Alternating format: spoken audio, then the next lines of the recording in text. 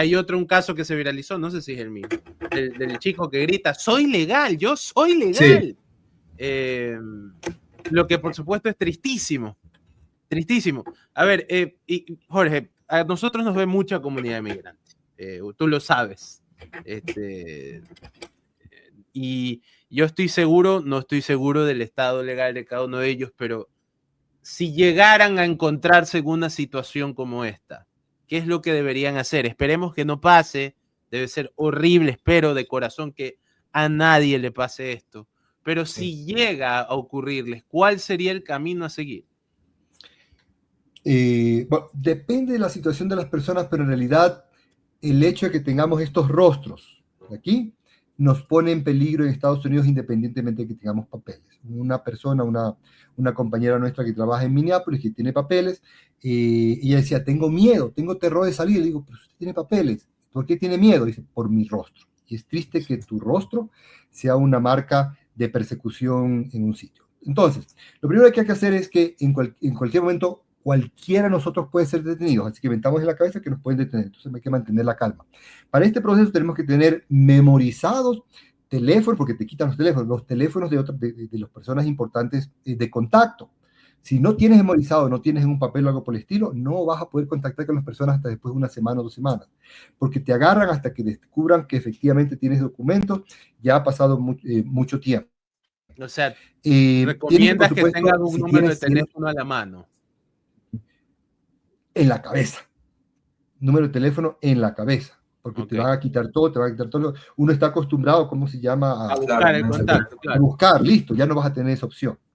Y se recomienda eso por un lado. Uno, si tienen documentos legales, carguen sus documentos legales, ¿de acuerdo? Carguen su ID, carguen su pasaporte, carguen lo que necesitan. Inclusive los que tienen Green Card, sí es obligación por ley, y eso lo dice la dimensión, que hay que cargar siempre la Green Card. Hay personas que ya dicen, ya soy residente, pum, y guardan el documento porque es un documento muy valioso que si se pierde, va a demorar meses encontrarlo, pero toca cargar ese documento, ¿no? Claro. Aquellos que tengan licencia, que no necesariamente significa que estén documentados y tengan el chance de sacar el Real ID, háganlo por favor, porque eso también puede ser algún tipo de ventaja, ¿no?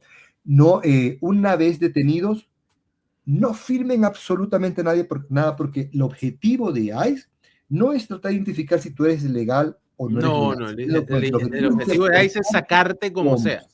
Claro. Primero, el objetivo es capturarte porque recibimos un bono por cada captura y no importa si después te sacan, ¿ya? Sí. Pero el objetivo es sacarte porque saben que así estés legal, documentado o como sea, la mayoría, el 90-95% va a salir. ¿Y por qué va a salir la mayoría? Porque la mayoría sí firma. Por más que nosotros hemos dado información, hemos capacitado a la gente, no firmen. En ese momento te amenazan, te hacen un poco de cosas, y te dicen, no, usted está legal, te descubrimos tal cosa, y la gente se deja amedrentar. Entonces la gente viene y firma la salida, entonces ya se convirtió en autodeportación. Entonces, sí, una pregunta. Derecho para quedarte. Dentro, está en su derecho el negarse a firmar. O sea, está en su derecho. Okay. Claro, por más de que amenacen tal, están en su derecho a negarse a firmar. Pero una de las amenazas que hay es que dice, bueno, si no firmas aquí te vas a quedar como 3 o 4 meses. Entonces te pones a pensar, chuta, mi familia allá, mis hijos acá, 3 o 4 meses. Porque efectivamente así más o menos van a durar los procesos. Claro, porque esa es la amenaza también. Ajá. ¿Y cuál es la figura legal por la que, digamos... déjame terminar también las otras cosas que la gente puede hacer. Sí. Efectivamente, si tienen hijos, tienen que buscar la manera de que alguien se pueda quedar con los hijos. Ya tienen que tener a alguien designado para este tipo de procesos, en caso que se lleven al uno, en caso que se lleven al otro. Y las cuestiones de las cuentas corrientes, tienen que buscar la manera de que efectivamente alguien pueda acceder si algo les pasa, porque no van a poder firmar absolutamente nada en ese sentido. Y tienen que buscar un abogado de confianza, y esto es posiblemente lo más difícil que hay. Lo que más encuentras acá es abogados que te van a estafar. Es raro el abogado que te diga, no te puedo ayudar por tal cuestión, pero tiene que haber un abogado de confianza que por lo menos pueda hacer cierto tipo de cosas. Tienen que tener, yo sé que esto es difícil porque nuestros migrantes, la gente piensa que acá la gente tiene plata, nuestros migrantes apenas tienen para pagar la renta, la mayoría está en esa situación, pero deberían tener un fondo para más o menos para que el abogado por lo menos haga cierto tipo de trámites. Tiene que preparado el regreso en Ecuador. ¿ya? Familias que estén ya dispuestos a recibir a las personas allá, y tienen también que tener memorizado el teléfono de emergencia del consulado, que ojo, recién ayer a las 4 de la tarde más o menos sale el consulado con los teléfonos de emergencia en Estados Unidos. Llevamos un año de persecución. Un año de persecución, y solamente en alcance mediático salen los teléfonos. Ahora, para decir la verdad, había consulados con teléfonos de emergencia, ¿ya? Y que sí respondían. Pero el asunto es que muy poca gente los conocía. Yo, por ejemplo, obtuve el del consulado de Nueva Jersey porque atendí una misa de un cónsul que había fallecido. Me encontré con un cónsul y me dije, ¿cómo se hace tal cosa? Aquí tiene el teléfono, ¿cómo se llama? Emergencia. Pero ¿cuántas personas tienen el chance de conseguir eso? Porque uno iba a las páginas y no encontraba esos teléfonos. Y ojo, ese teléfono que me dieron, sí, de Nueva Jersey, hay que ser honestos, sí respondía. Y algunas personas he enviado allá y sí responden de alguna manera. Pero otros teléfonos de emergencia de otros estados, nada que ver. No respondían ni nada. Es eficiente. O sea, sí, ineficiente. Inclusive nosotros ahora que salieron los teléfonos de emergencia hemos puesto a la gente a llamar para probar si hay a ciertas horas, ¿no? Entonces hay ciertos que están respondiendo, otros que están ocupados y otros que no responden. Ya tenemos que hacer un reporte, me imagino que se pone al día. Entonces hay que memorizar ese teléfono de emergencia. ¿Por qué? Porque es posible que existan ciertos consulados que ahora sí comiencen a dar cierto tipo de guía y asesoría. Es posible. Porque no existe la política para todos los consulados. No quiero decir con quién, pero hablé con un cónsul que me dijo, nosotros aquí sí, y ahora sí hemos armado, que el cónsul lleva como un año, entonces ya tenemos un equipo de 2 o 3 personas que no pueden ayudar todo legalmente, pero pueden dar cierta orientación, que es clave la orientación. ¿Ya? Después no pueden tener tanta gente, pero listo. Y él decía, yo asumo que los demás consulados hacen lo mismo. Ya, le digo, no hacen lo mismo. Claro. ¿Ya? De pronto, 1 o 2 por los medios de comunicación, no, ni siquiera pueden atender, ¿cómo se llama? Las citas de las personas que van a estar trabajando en este sentido. No, nada que ver. Entonces, eso con respecto a las cosas que tienen que hacer, ¿no? También atiendan todos los cursos de capacitación sobre sus derechos. En cuanto a que no abras la puerta, aunque ahorita te pueden tumbar la puerta, que no firmes nada. ¿Bajo qué figura, Jorge, se maneja el ICE? O sea, están al mismo nivel de la policía, más arriba que la policía. O sea, ¿por qué pueden hacer eso de, por ejemplo, entrar a tu casa así nomás? ¿Tienen una jurisdicción especial o algo así? ICE Inmigración está vinculado al Departamento de Seguridad Nacional. Me imagino que es a Homeland Security. El Ministerio de Interior. El Departamento de Justicia está completamente separado, ¿de acuerdo? Las policías usualmente son locales, son locales, entonces responden más a las alcaldías, en este sentido, o a los condados. Entonces son independientes. En teoría, entonces no puede haber cruce de funciones. Exacto. En ese sentido. Pero ICE tiene un poder federal. Entonces puede hacer lo que les dé la gana, básicamente. La gana en diferentes sitios. Ok, entonces. Aquí es cuando la policía puede, de una ciudad puede decidir ayudar a ICE o no ayudar a ICE. Entonces, policías como la Florida. Y ha habido casos en los que la policía decide no ayudar. Sí. Claro, es justamente en las ciudades santuarios o los estados santuarios la policía decide no ayudar y no involucrarse, como es el asunto de Minneapolis, de Minnesota, Nueva York, si ellos no se meten en el asunto para ayudar. Pero no es una cuestión simplemente de no cruces de competencia, es una cuestión hasta de lógica. ¿Por qué? Porque para ICE, los inmigrantes indocumentados e inclusive documentados son criminales. ¿Ya? Son todos y a la policía, en teoría, les interesa solamente perseguir criminales. Si se criminaliza a todos los migrantes, inclusive a los que trabajan, a la gran mayoría que no es criminal, en el momento que sepan que la policía también está vinculada a ICE, nunca van a denunciar un crimen. Claro. Entonces la policía dice, no tenemos que meternos en esto porque en el momento, si no, nosotros no podemos capturar a los criminales, lo que vamos a hacer es incrementar los niveles de criminalidad, de abuso y todo ese tipo de cosas. Entonces hay una lógica para separar esto. Sin embargo, ciertas policías en ciertos sitios, como decía, ellos sí vienen y contribuyen en este sentido a hacer esa mezcla, ¿no? Ok, entonces, obviamente, para resumirlo, esperando que esta es probablemente la información que a nadie le gusta dar, esperando que no tengan que usar nada de lo que estamos diciendo, pero si eres migrante, estás en Estados Unidos, estás indocumentado, y llegara por alguna razón a detenerte el ICE, ten un teléfono en la cabeza, un abogado de confianza y una persona de confianza que cuide a tus hijos. Esas son las cosas principales. Y por favor, una vez que te detengan, no firmes nada. No firmes nada. No firmes nada, pero la estrategia de ICE es que si tú te aguantas, te mantienen en malas condiciones, justamente la persona que hablamos. O sea, la tortura, ¿no? Es tortura. Para doblegarte, sí. Tortura. Por ejemplo, una persona con la que hablamos ayer nos dijo, sí, cuando ingresamos la primera vez, yo dije tenía problemas de presión y me dieron pastillas para la presión.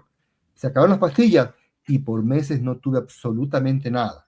Y ayer solamente tenía problemas de la presión, ¿ya? Pero hay otras personas que andaban con dolor, que gritaban y, ¿cómo se llama? Decía, sí, gente ahí gritándose, ¿cómo se llama? El dolor y cosas, y nadie los atendía. No les importa. Y nos contaba que una de las cosas más dolorosas para ellos, o que más los sorprendía, es que están separados los hombres y las mujeres, pero que había una pared, no sé si era Montana o Texas, había una pared, y que ellos se las pasaban escuchando los gritos de las mujeres del otro lado. Y de aseguro que no esta es dantesca. Sí, y contaba que la comida que ellos recibían era oats, avena,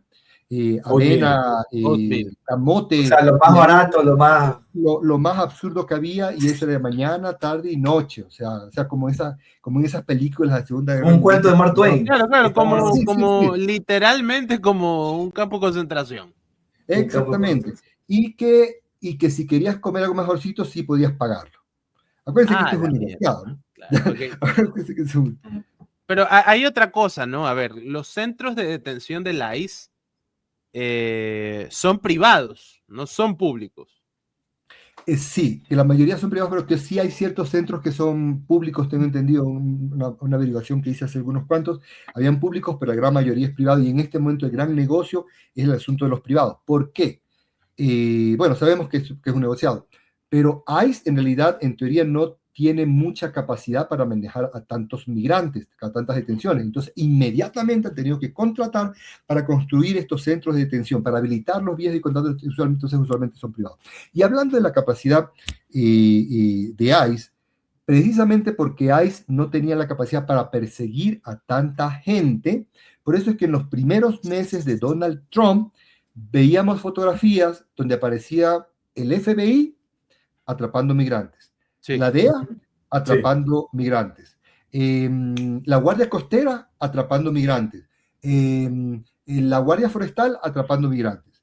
Entonces teníamos un pocotón de instituciones del Estado que en lugar de perseguir al narcotráfico, supuestamente están luchando contra el narcotráfico, en lugar de perseguir al terrorismo, como es el asunto del FBI, en lugar, ¿cómo se llama?, de cuidar los bosques para que no hayan incendios o deforestación o por el estilo, estaban persiguiendo migrantes.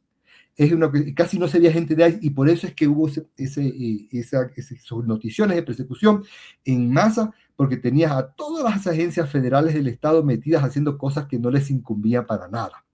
Y por eso es que viene y pasa en un presupuesto del Estado, que es el incremento, el presupuesto más grande de la historia de Estados Unidos, que se ha dado, que es precisamente en ICE, que incluía, entre un pocotón de cosas y cómo se llama, financiamiento para los centros de detención, incluía subir a 10,000 el número de oficiales de inmigración, a 10,000. Entonces, usualmente, y además, ese proceso de 10,000, que además cuando una vez que tengas plata, demoraba el proceso en más o menos como 5 meses. 5 meses. Por leyes y todo, y cómo aprender a la gente y toda la cuestión. Ya estos señores decían, ¿por qué vamos, si ya tenemos la plata, por qué vamos a esperar 5 meses para tener a nuestra gente perseguida como lo vamos a hacer ahora? Claro. Entonces reducen el proceso de entrenamiento y se nota eso. Días. A 47 días. Sí, se nota. Se nota que son unos animales que no tienen ni idea de cómo tratar con seres humanos. Y hablando de animales, parte del presupuesto incluye una bonificación para que ingreses. Claro, es verdad. O sea, es más, yo me enteré de esto por un episodio de South Park.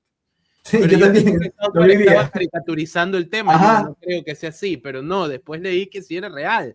Tenías una bonificación por entrar y una bonificación por cada ser por humano cada que detención. lleve. O sea, Exactamente. es literalmente la monetización de la barbarie. O sea, el juego está hecho para que justamente los que infringen este abuso lo hagan con más ganas y saben que mientras más drástico y abusivo sean, mejor va a ser la paga. Entonces, está dado para que esos tipos mismos se sacien en su fascismo y en su locura, en su horror. Exactamente.